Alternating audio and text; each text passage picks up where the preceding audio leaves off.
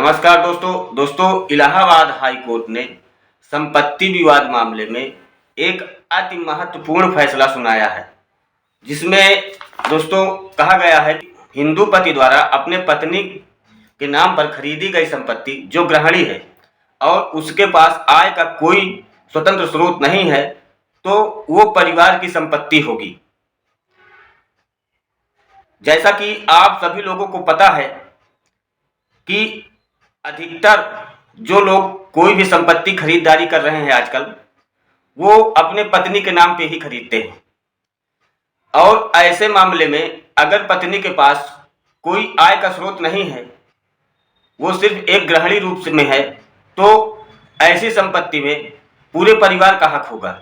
एक व्यक्ति द्वारा अपने पिता द्वारा खरीदी गई संपत्ति का मामला इलाहाबाद हाई कोर्ट में आया। उसमें उस व्यक्ति ने कहा कि 1/4 भाग मुझे इस संपत्ति में हक चाहिए, क्योंकि जो ये संपत्ति है इसे मेरे मृत पिताजी ने खरीदा था और मेरे माताजी को उपहार स्वरूप भेंट किया था, क्योंकि मेरे माताजी का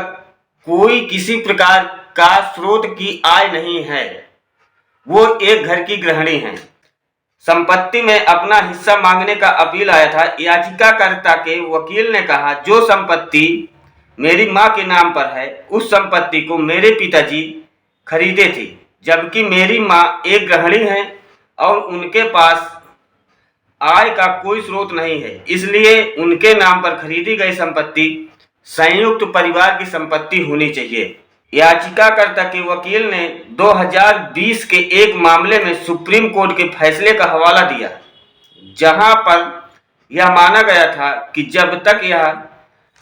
दिखाने के लिए सामग्री पेश नहीं की जाती है कि संपत्ति खरीदने के लिए हिंदू अविभाजित परिवार के फंड से भुगतान किया गया है, तब तक संपत्ति उनकी नहीं हो सकती है। इसलिए इलाहाबाद हाई कोर्ट के एकल न्यायाधीश पीठ निषेधाज्ञा याचिका को कायम रखा और बेनामी संपत्ति लेन देन निषेध अधिनियम 1988 के अनुसार कहा, यदि पति अपने पत्नी और बच्चों के नाम पर संपत्ति खरीदता है तो ऐसा नहीं कहा जाएगा कि बेनामी संपत्ति होगी, लेकिन पति द्वारा अपने स्रोत से खरीदी गई संपत्ति मानी जाएगी। तो दोस्तों, अगर कोई पति